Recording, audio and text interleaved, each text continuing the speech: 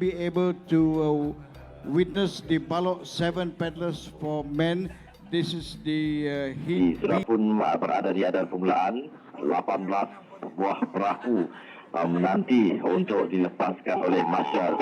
Okey, baru saja dilepaskan bagi acara ini. Masih lagi berada di kelompok yang agak besar. Bayangkan 18 buah perahu, di mana setiap perahu mempunyai 30 tenaga pengayuh yang akan menuju ke Adan Peramat dan masih lagi berada di kelompok yang agak besar.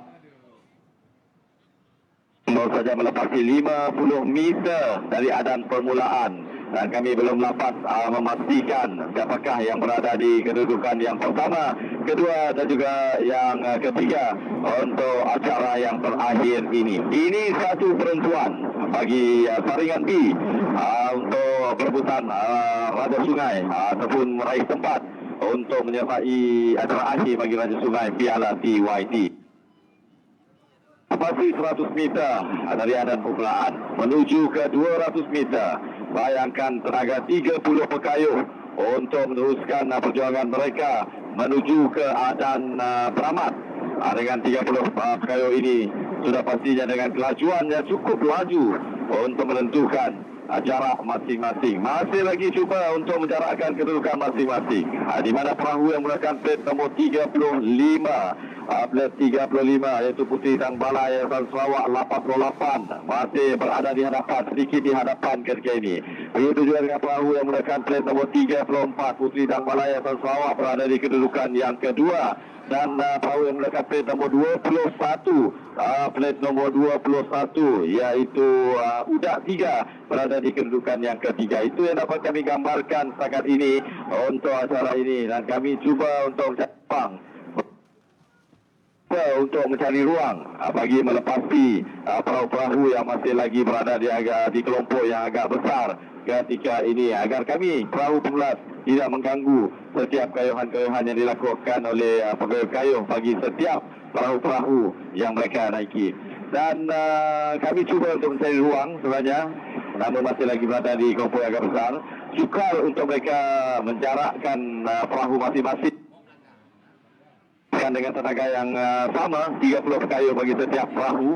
Ini yang agak sukar untuk mereka lakukan bagi menjarakkan kedudukan masing-masing. Namun mereka tetap berusaha untuk mencari ruang bagi melepasi perahu-perahu yang lain untuk menjarakkan perahu-perahu di antara perahu-perahu rakan-rakan perjuangan mereka. Dapat kami gambarkan juga pekayuh-pekayuh yang menggunakan pakaian serba hijau berada di kedudukan yang pertama ketika ini. Cuba untuk melepasi, baru saja melepasi pengkalan Surabaya Hilir.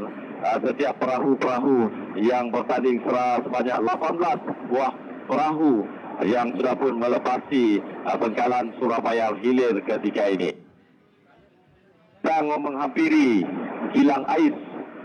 Kilang Ais untuk menuju berada di hadapan bagi meninggalkan ataupun menjarakkan kedudukan masing-masing di antara setiap perahu yang berada di atas sungai ini untuk acara yang terakhir yang berlangsung pada hari ini.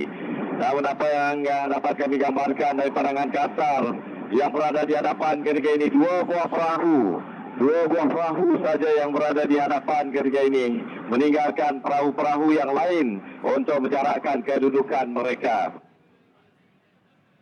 Saja melepasi Kilang Ais.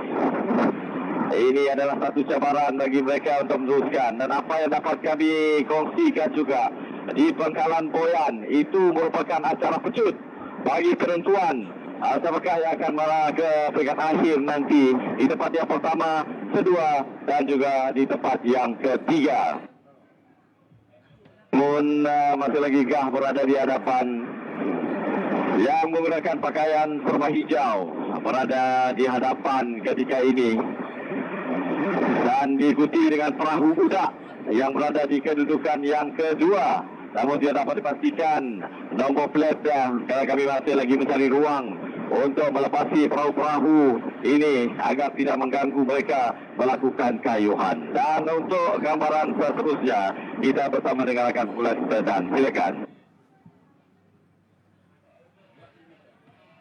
Oke, jadi terima kasih Yus. Jadi acara terakhir kita pada petang ini, acara Pilar 30 pengkayu lelaki bagi perebutan Piala TYT Saringan ini sedang hangat langsung di mana pertembungan dua buah penjuru di antara Uda dan juga Putri Dang Balai yang kini sedang berada pada kedudukan 1 dan 2. Manakala di kedudukan yang ketiga dari pandangan mata kasar ini juga pertembungan berkemungkinan pertembungan Endras Cahayazin Uda dan juga Putri Dang Balai Yayasan 2 berada pada kelompok 3, 4 dan 5.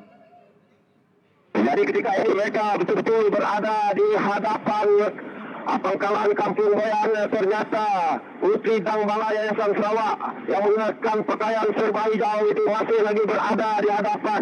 Manakala Uda berada pada kedudukan yang kedua dan di kedudukan yang ketiga berkemungkinan besar Endras Cahayazin yang menggunakan plate bernomor 23 berada pada kedudukan yang ketiga, tetapi ketika ini sedang diberi tentangan yang begitu sengit oleh Uda dan juga Putri Dang Balai Yayasan Sarawak yang berada pada kedudukan 4 dan 5.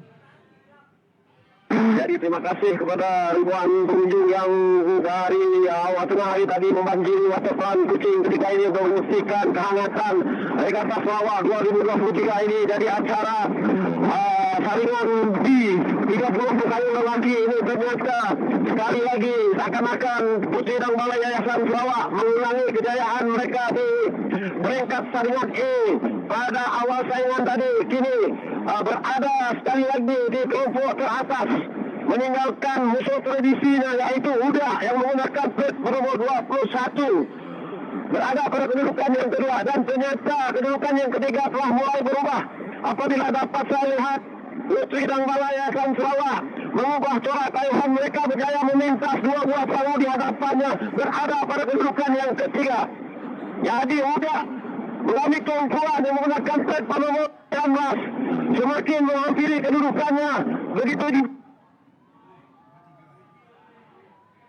yaitu Endras Cahayazin berada pada kedudukan yang kelima. Jadi ternyata sekali lagi Putri Dang Balai Yayasan Sarawak mengulangi kejayaan pada saringan E pada tengah hari tadi berada pada kedudukan yang pertama. Uda 21 di kedudukan yang kedua, manakala di kedudukan yang ketiga pula Putri Yayasan Sarawak yang menggunakan plate bernomor 34 dan Uda 19 berada pada kedudukan yang keempat. Jadi untuk keputusan rasminya bagi acara 30 pengkayu lelaki dia bagi merebut Piala TYT Saringan B ini, kita kembali semula kepada rakan tugas kita di grandstand. Silakan.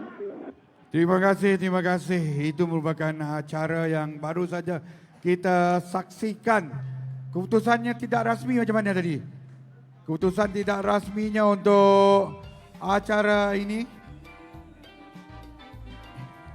Tempat yang